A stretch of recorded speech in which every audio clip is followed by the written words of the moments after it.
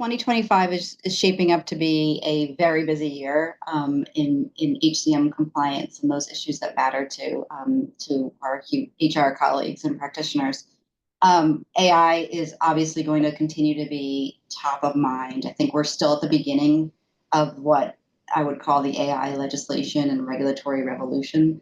There are proposals around the world, around the country, and around the world as legislators and regulators are grappling with how to make sure that we're using AI in a safe way that protects the right of employees, but also takes advantage of the opportunities of new technology.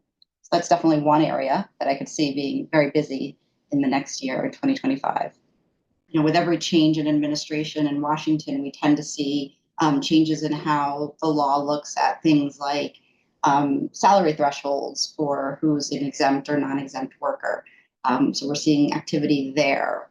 We also expect to see activity in things like how to define what an employee is versus an independent contractor for those employers who are using gig workers. So those are two areas in the wage and hour field that I think will be busy in 2025, continue to be busy. Also, pay transparency. I think in the next administration, based on what we've seen in the past, we might not see federal laws related to pay transparency, but that just means that we're going to continue to see states acting in that space and making sure that there are pay transparency laws in the books as we see that trend sweeping through the country.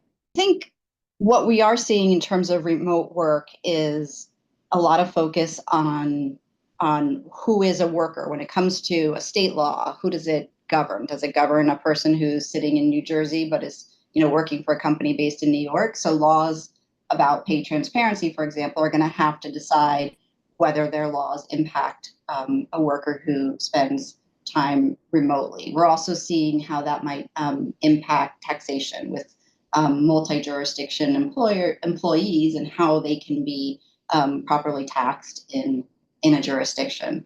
There's a lot of differences and nuances between the states and how that's being handled, and that's definitely something that'll continue in the new year.